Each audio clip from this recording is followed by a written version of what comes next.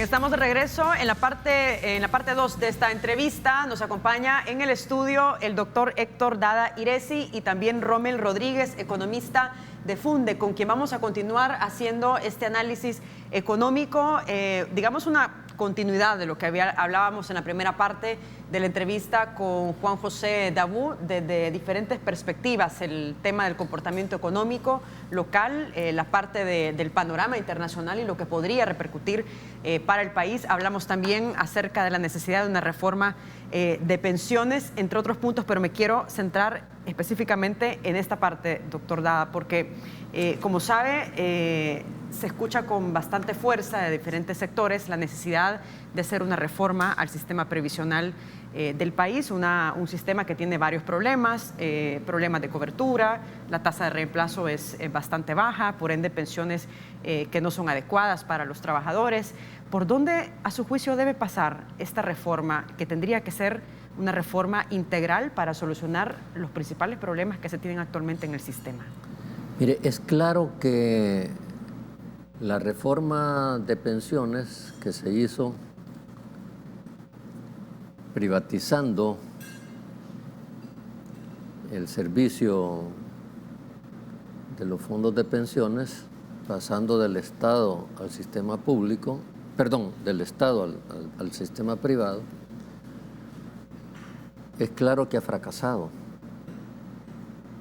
O sea, las pensiones son más bajas que las que da el Estado, pero además es un generador de deuda permanente para el Estado. O sea, el Estado se quedó sin las contribuciones de los trabajadores activos y se quedó pagando pensiones a los antiguos servidores del Estado, pero algo que se dice poco es que también paga complementos de pensiones a los que se incorporaron al sistema privado. Entonces, el doctor Carmelo Mesa Lagos lo dijo cuando se estaba creando el esquema. Alguna gente dijo que era comunista, ¿va? El doctor Carmelo Mesa Lagos, que era la ofensa de la época, cuando el doctor Carmelo Mesa Lagos es un exiliado cubano, ¿va? O sea que es todo lo contrario.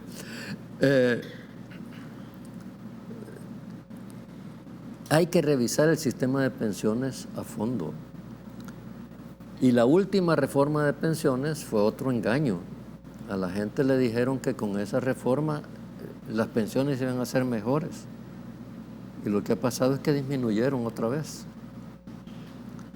Entonces, no se puede seguir poniendo sobre las espaldas de la gente el sistema. Y además el Estado está altamente endeudado en un fideicomiso de dudosa legalidad, para decirlo suave, y que va acumulando deuda imparablemente. Juan José Dabú decía hace unos minutos que una de las posibles soluciones en el tema de la deuda y el peso que tiene el sistema de pensiones, que habría que hacer una reestructuración o vender deuda como lo han hecho, por ejemplo, otros países. ¿Cómo ve esta medida? Pero seguimos teniendo la deuda. O sea, el tenedor de la deuda, que es el fideicomiso, puede vender la deuda. Entonces el fideicomiso ya no es acreedor del Estado, ¿verdad? Porque el fideicomiso es acreedor del Estado. Pero hay otros acreedores del Estado. Eso alivia al fideicomiso, pero no alivia al Estado. La deuda hay que pagarla, eso es. Quizás se puede vender con un descuento, ¿verdad? Porque no es. Si sale del fideicomiso, no sé cuánto puede valer esa deuda, ¿verdad? Yo no compraría bonos de esa deuda, ¿verdad? Sobre todo cuando son títulos que no tienen una calificación, que sus emisiones no son calificadas. Y cuando el fideicomiso es de dudosa legalidad. Bueno, ese es el ¿Cuáles tema entonces más serían delicado. las soluciones O para sea, que poder el bajar la propietario deuda de la de pensiones, deuda entonces? es de dudosa legalidad. Entonces, aquí hay un montón de cosas que hay que considerar.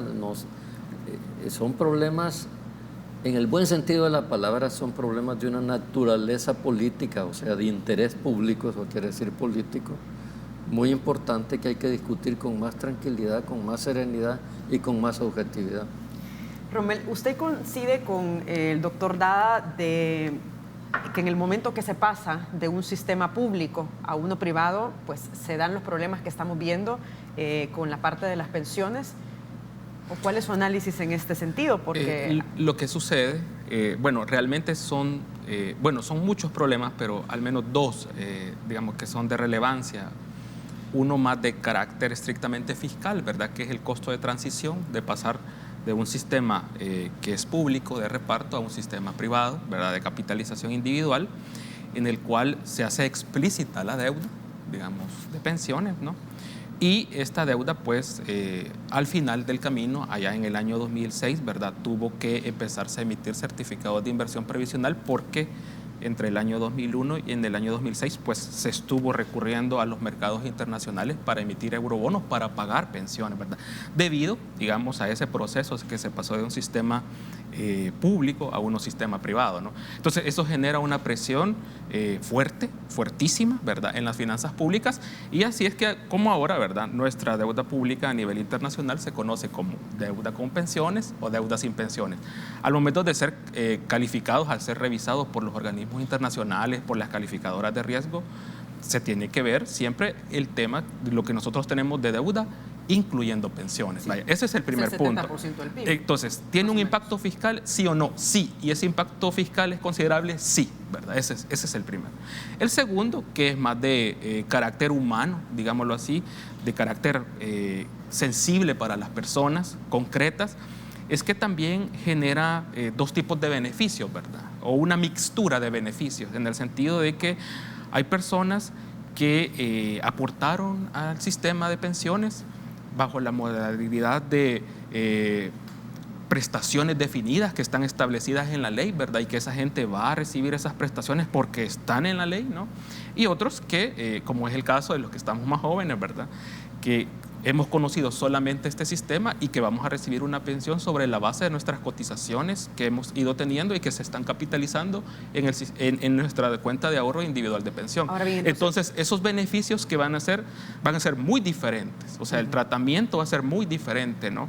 Y eso lleva, obviamente, como es natural, ¿verdad?, en política, en sociedad, de que unos se sientan de que van a salir mal, ¿verdad?, y otros tengan mejores pensiones, ¿no?, ¿verdad? A pesar de que no han aportado lo suficiente. ¿Por dónde pasa esto?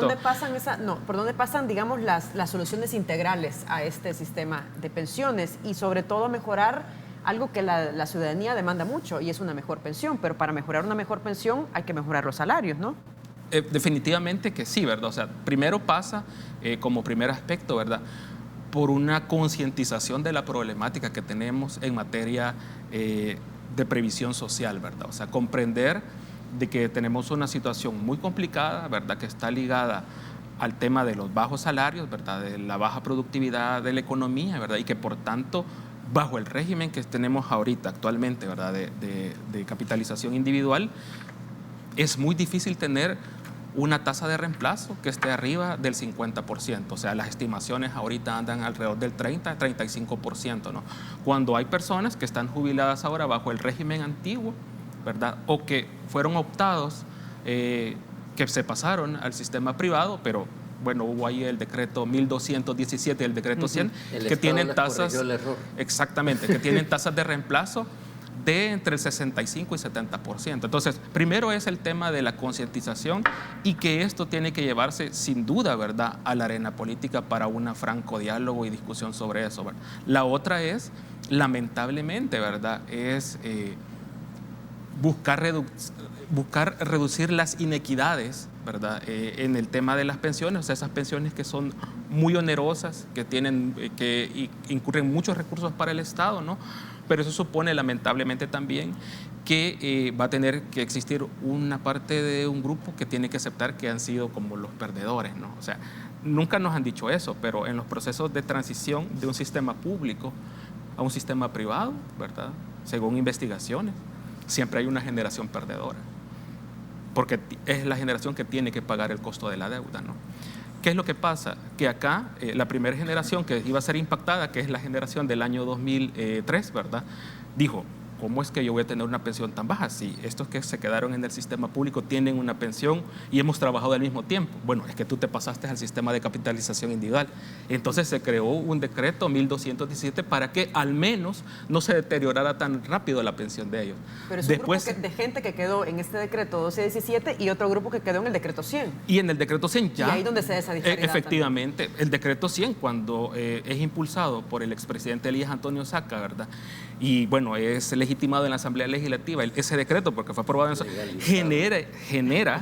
genera una deuda, según las estimaciones del déficit actuarial, de 6.600 millones de dólares. O sea, esa aprobación que se dio en ese momento fue de 6.600 millones de dólares. Tengo que hacer una pausa, pero vamos a quedarnos hasta aquí y vamos a regresar rápidamente con este tema de la reforma al sistema de pensiones y los problemas que tiene actualmente. Hacemos pausa, regresamos.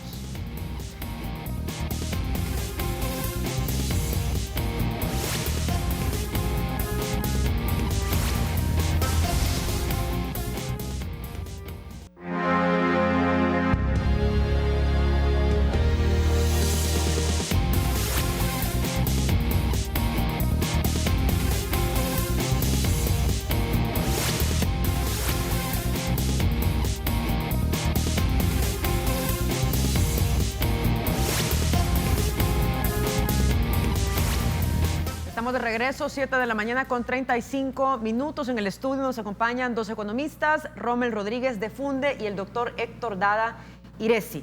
A ver, en la primera parte, y como continuidad, me gustaría que siguiéramos en la parte de las pensiones. Hablábamos de la necesidad de una reforma al sistema previsional, un sistema que tiene varios problemas y que, de acuerdo a sus análisis, es importante hacer una reforma, tendría que pasar esta reforma por ser de manera integral. Tenemos que sea integral, ¿tiene que ver con volver al sistema público, doctor? ¿O un sistema mixto sería lo más adecuado? Mire, un sistema mixto era, según expertos internacionales que vinieron al país, era el más adecuado en el momento en que se hizo la reforma. Pero cuando se tiene el sistema privado, volver al sistema público es muy complejo. Yo creo que yo no soy experto en el tema, pero yo he conversado con gente que dice que, sobre todo el caso de El Salvador, ¿verdad?, que es el caso más complicado, uno de los casos más complicados, dicen que es muy problemático hacer el cambio. En Bolivia se pasó a un sistema público totalmente después de haberlo tenido privado algún tiempo. Yo no tengo una postura clara sobre el tema, Wendy, lo lamento. No es un área en la que yo me manejo muy fácilmente, pero creo que hay que repensar muchas cosas que no son fáciles de venderle a la gente. Yo siempre pongo la anécdota. Yo estuve en el año 2010 en Chile y en una reunión me tocó estar con una socióloga chilena que además era feminista. Y hago la aclaración por lo que voy a decir. Y entonces me comenzaron a preguntar, porque estaban en ese momento discutiendo reforma de pensiones en Chile, como lo están discutiendo desde hace muchos años, ¿verdad? Y cuando yo dije lo que pasaba aquí, ella dice, y en tu país también las mujeres están obligadas a jubilarse antes. Yo le dije, ¿cómo? Porque a mí me parecía natural, ¿verdad? Sí, me dice. Esa es discriminación contra las mujeres, porque eso hace que tengamos pensiones menores. Pero también tenemos salarios menores. Bueno, ese sí también, sí, y pero ella lo estaba viendo menor desde el punto de vista de que al jubilarse 5 años antes que los hombres, la ley las obliga a tener pensiones menores. Yo no lo había pensado nunca, porque como digo, no es un tema que yo haya estudiado, y me pareció importante la reivindicación de la señora, ¿verdad?, feminista, aclaro, que me hizo pensar mucho. Sé que esto es muy difícil de vender, a la gente, porque implica algo que no se suele hacer, es hablar de estos problemas con franqueza. A mí me ha caído el mundo encima una vez en una entrevista de radio, por cierto, cuando dije que las edades de jubilación están pensadas de acuerdo a las expectativas de vida de los años 50, que eran mucho menores las expectativas de vida que hoy. Yo en ese momento tenía como 74 años, sí, 74 años, y yo estaba trabajando. Yo decía, pero la ley dice que a los 60 me debo jubilar, ¿verdad? Entonces, es un poco absurdo, y eso hace que la gente tenga menores pensiones, aclaro. Hay que revisar la edad de jubilación, pero eso implica un debate franco con la gente, con cifras reales, no con cifras mentirosas como con la que se hizo la última reforma a la reforma, ¿verdad? Que se le dijo a la gente, no, tus pensiones van a subir, ¿verdad? Y recuerdo un ejecutivo de una AFP que me decía, mire, don Héctor, ya no aguanto a los que se están jubilando, que yo atendía porque creen que yo me estoy robando el dinero, ¿verdad? Porque las pensiones resultaron menores que con el sistema que se estaba reformando. Entonces hay que hablar con franqueza y no con una supuesta representación de los trabajadores que no representaba a nadie más que a los miembros de esa representación y dirigido por un abogado de la ANEP, ¿verdad? Que eso era la comisión esa. Sino hay que hablar con los trabajadores en serio, ¿verdad? Ahora bien, pero estamos claros entonces que subir la tasa de reemplazo, es decir, mejorar las pensiones de los salvadoreños de acuerdo a las condiciones económicas actuales que tiene el país, no es factible con un sistema privado. Sí? No es fácil, es decir, existe una salida de carácter estrictamente técnico, ¿verdad?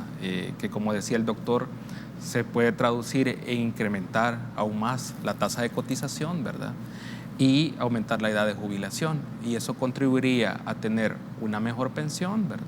Como también contribuiría a que se redujera el déficit actuarial, ¿verdad?, que tiene el sistema, tomando en cuenta, digamos, que estamos hablando del componente público, no el privado, porque a fuerza, bueno, el privado siempre está en equilibrio. Pero ¿qué pasa? Esto, lo delicado es cuando con esa finalidad, digamos, uno lleva esos elementos a la discusión, pero obviamente no son de fácil, digamos, oír, ¿verdad?, para los trabajadores, para los sindicalistas, ¿verdad?, para las personas que han visto que sus padres, sus abuelos, sus tíos estaban bajo un régimen diferente y han tenido acceso a una mejor pensión, ¿verdad? Y ahora ellos, que están contribuyendo también a sostener esa deuda de ellos, ¿verdad?, ellos van a tener la oportunidad a tener una pensión mucho más baja, ¿verdad?, de la que accedieron sus anteriores, digamos, congéneres, ¿verdad? Entonces, ese es como el problema que da, ¿no? Y esto, obviamente, lo que nos lleva es que se tiene que dar una discusión política con franqueza, ¿verdad? Y no reducir el problema a establecer una especie de ingeniería o mecanismo o arreglo financiero, ¿verdad?, que es una solución solamente coyuntural de unos 3, 5 años al tema, ¿verdad? Que eso es lo que tuvimos nosotros en la reforma que tuvimos en el año 2017. ¿Qué es lo que nos espera para el año 2022 en adelante? No. Bueno, la deuda de pensiones proyectada, ¿verdad?, según las estimaciones, va a comenzar a crecer, ¿no? ¿Por qué? Porque van a comenzarse a pagarse un poco más en certificados de inversión previsional, y ya es alta, ¿verdad? Ya es alta. Y es alta. Sí. Pero vamos a tener de nuevo el ciclo, digamos, de incremento, ¿verdad?, de amortización en los pagos de los certificados de inversión previsional después de la reestructuración que tuvimos en el año 2017. El otro elemento muy importante, solo que ya falta un poco más de tiempo, y en la estimación que se hacía el año pasado, en el 2018, salía que se iba a dar un déficit en la cuenta de garantía solidaria en el año 2027, pero ahora en el estudio que sale en enero de 2019 dice que se va a dar el déficit de la cuenta de garantía solidaria en el 2026. Significa que ese fondo mancomunado que se creó, ¿verdad? Que ahora a los optados B les quitan también una parte, un impuesto a su pensión, ¿verdad? Para fondear valga la redundancia, este fondo. Y también de ese 15% hay una parte que va de parte de los cotizantes actuales a fondear para generar una redistribución, digamos, para financiar las pensiones y las pensiones mínimas de las personas que se pasaron al sistema privado, ¿no? Entonces, ¿qué pasa? Ahí también va a haber un déficit. Entonces, el Estado en ese año va a tener que proporcionar más recursos, ya no solamente para el pago del servicio de la deuda de pensiones, por SIP, sino que para fondear, porque así está establecida en la ley, ¿verdad? Que cuando falten recursos para mantener en la cuenta de garantía solidaria los beneficios, el Estado va a tener que poner el resto. O sea, digámoslo así, el Estado va a tener que poner 2 veces recursos, ¿verdad? Además de sus presiones tradicionales de funcionamiento. Lo que presionaría la finanza. Efectivamente, de funcionamiento del Estado, ¿verdad? Educación, salud, servicios sociales básicos. Tengo que hacer una pausa, pero al regresar me gustaría que nos centráramos en una evaluación o valoración de la situación económica que tiene el país actualmente. Regresamos, no nos cambia.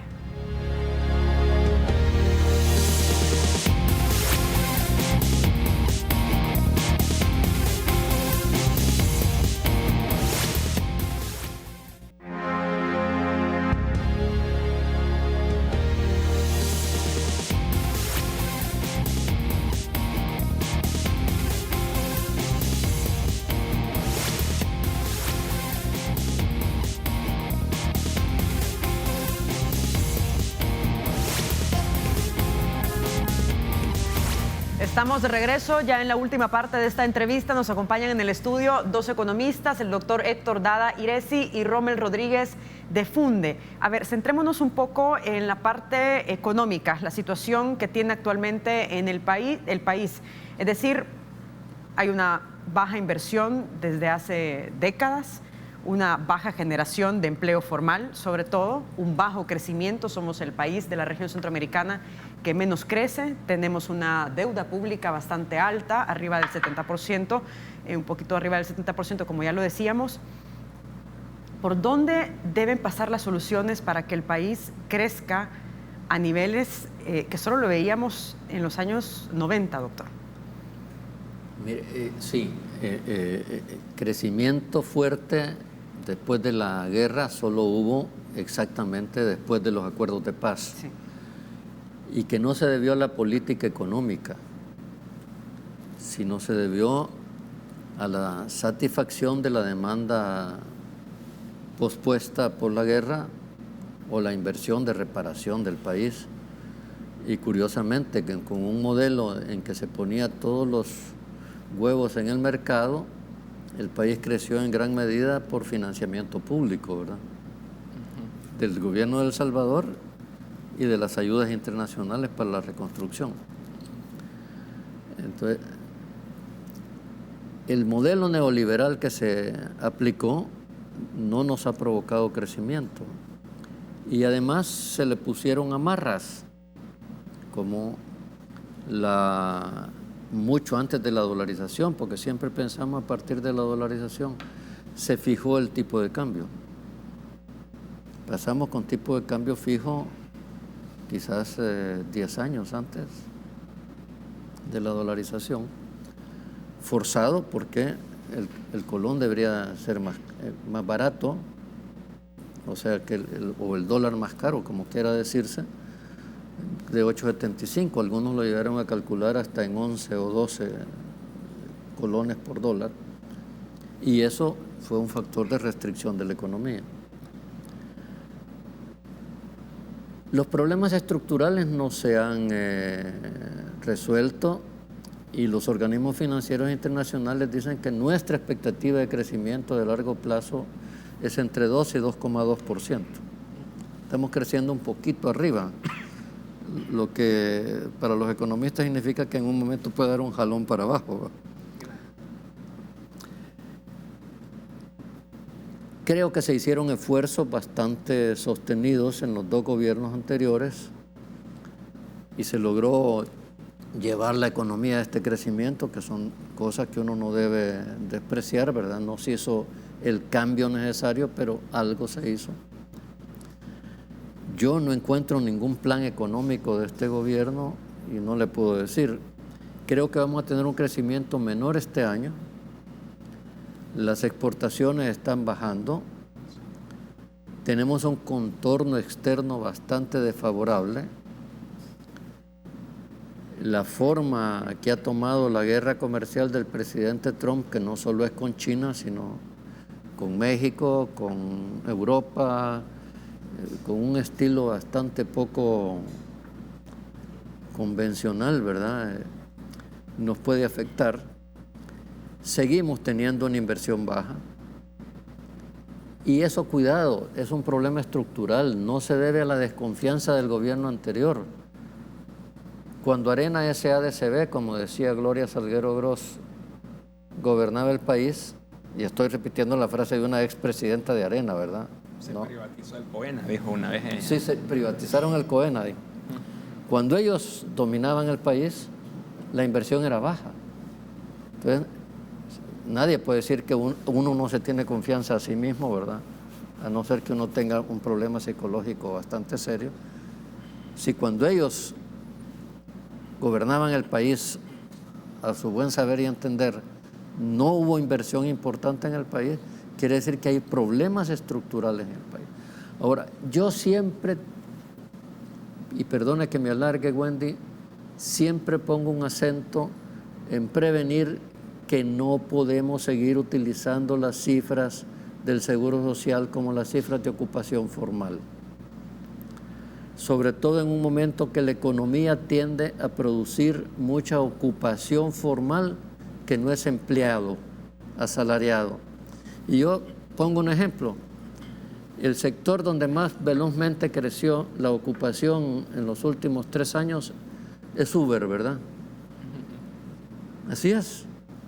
Y Uber no tiene empleados, más que los que manejan el sistema electrónico. Son microempresarios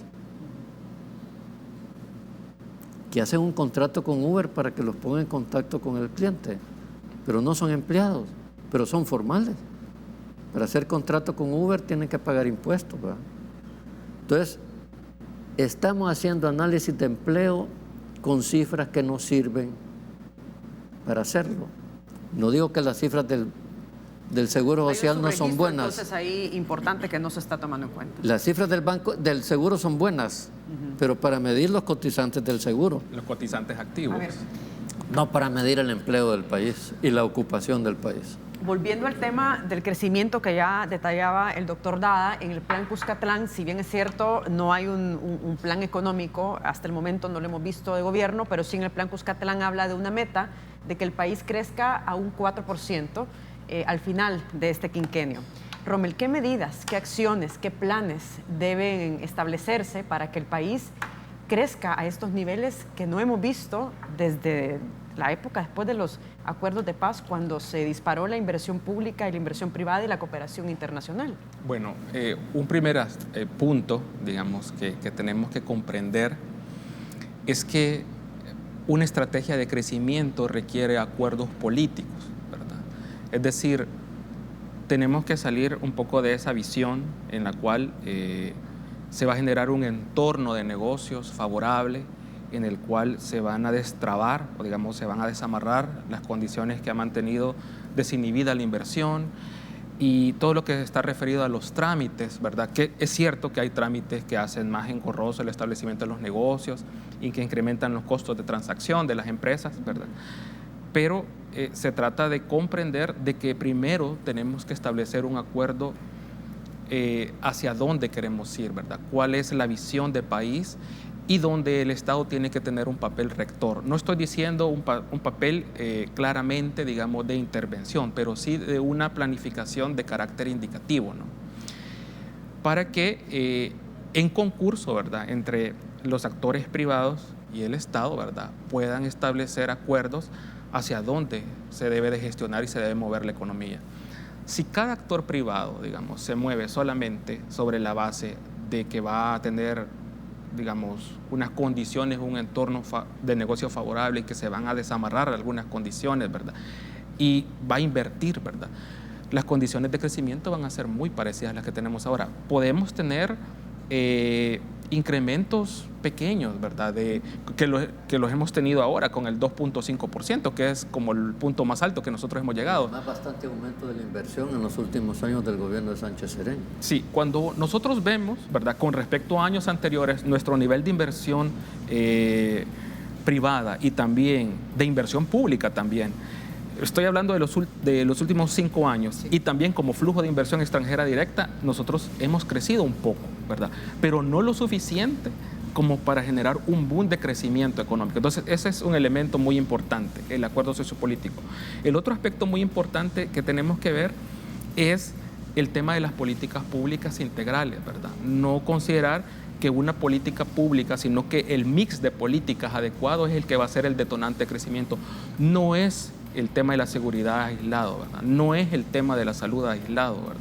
Sino que es el mix y el conjunto de políticas el que va a dar como el paso y el elemento para favorecer el crecimiento económico del país.